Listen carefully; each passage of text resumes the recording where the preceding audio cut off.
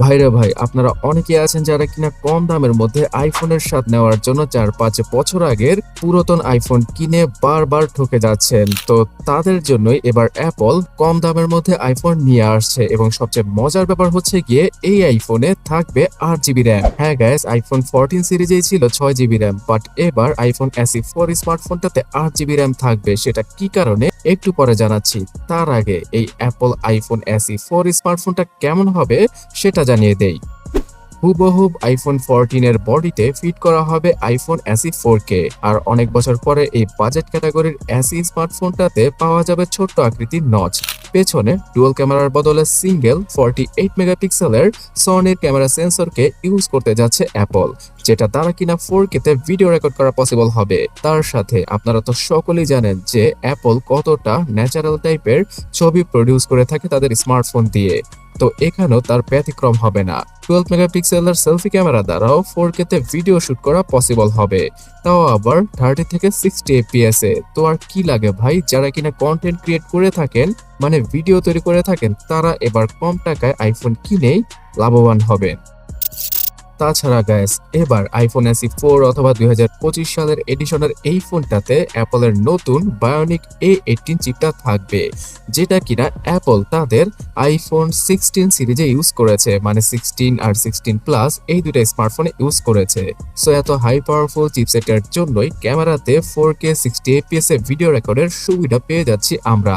তার সাথে এই ফোনটা যে আমরা আগামী 4-5 বছর কোনো প্যারা ছাড়া ইউজ করতে পারবো সেটা তো কনফার্ম। যারা কিনা বর্তমানে সেকেন্ড হ্যান্ড 4-5 বছর আগের আইফোন কিনে থাকেন, তারা ব্যাটারি লাইফ নিয়ে অনেক বেশি প্যারা খান।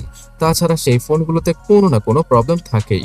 কিন্তু আপনি যদি সেই টাকার মধ্যেই নতুন আইফোন কিনে ফেলেন, তাহলে তার কোনো চিন্তাই থাকছে না। সো SE 4 স্মার্টফোনটা out of the box iOS 18 এর সাথে আসবে, আর আগামী 5-6 বছরের সফটওয়্যার সাপোর্টও দিয়ে দিবে অ্যাপল। এবং অ্যাপলের সফটওয়্যার এক্সপিরিয়েন্সটা যে কতটা মাখনের মতো সেটা যারা একবার কিনা আইফোন ইউজ করেছে তারাই ভালো বলতে পারবে। যদিও কিনা 60 হার্জের সেই স্ট্যান্ডার্ড 6.1 ইঞ্চি সাইজের ডিসপ্লেকে ইউজ করা হবে এই ডিভাইসটাতে, তারপরও যেহেতু আমরা অল্প টাকার মধ্যে আইফোন পাচ্ছি, তো এই জিনিসটাকে মেনে নিতে পারি। কারণ বর্তমানে 1.5 লক্ষ টাকা দিয়ে আইফোন 16 আর 16 প্লাস কিনলেও সেই 60 হার্জের ডিসপ্লে পাওয়া যায়। আর এইবার প্রথমবারের মতো SE সিরিজে চলে আসছে ফেস আইডি। টাচ আইডিকে বাদ দিয়ে ফেস আইডিকে ইউজ করবে অ্যাপল। তাছাড়া গাইস, এখানে অ্যাকশন বাটনের সাপোর্টটাও থাকতে পারে, কিন্তু ক্যামেরা কন্ট্রোলের যে বাটনটা নতুন করে ইন্ট্রোডিউস করেছে অ্যাপল, সেটার সাপোর্ট নাও দিতে পারে তারা। মানে সবকিছু এত সস্তায় দিয়ে দিলে তাদের দামি ফোনগুলো আর কে কিনবে, তাই না? সত্য কথা বলেছেন। সো এবার আসি স্টোরেজ প্রসঙ্গে। 8 জিবি র্যামের সাথে আসতে পারে অ্যাপল আইফোন SE 4 2025, বিকজ এই ফোনটাতে গুঞ্জন উঠছে যে অ্যাপল ইন্টেলিজেন্সের সাপোর্ট থাকবে। মানে অন ডিভাইস AI রিলেটেড কাজ করার জন্য অ্যাপল আগেই বলেছিল যে 8 জিবি র্যাম প্রয়োজন মিনিমাম। সো এই কারণে বর্তমানে আপনি একটু খেয়াল করে দেখবেন যে অ্যাপল 14 সিরিজের কোন স্মার্টফোনেই অ্যাপলের AI আসবে না। তো SE 4 স্মার্টফোনটা যেহেতু AI রিলেটেড কাজগুলো অন ডিভাইস করবে, তাই এখানে মিনিমাম 8 জিবি র্যাম প্রয়োজন। আর না হয় তারা 4 জিবি র্যামের সাথে ফোন আনলেও সেখানে তেমন কোনো হ্যাং অথবা ল্যাগের দেখা পাওয়া যেত না। 128 জিবি 256 জিবি থেকে শুরু করে 512 জিবির ইন্টারনাল মেমোরির সাথে আসতে পারে আইফোন SE 4। এবং এই ফোনটাতে সেই 3200 কি 3300 mAh এর ব্যাটারিকে দিয়ে দিবে তারা, যার মাধ্যমে একদিনের মতো ব্যাটারি ব্যাকআপ ইজিলি দিয়ে দেবে SE 4 স্মার্টফোনটি, কারণ অ্যাপলের সফটওয়্যার অপটিমাইজেশন সবচেয়ে ভালো।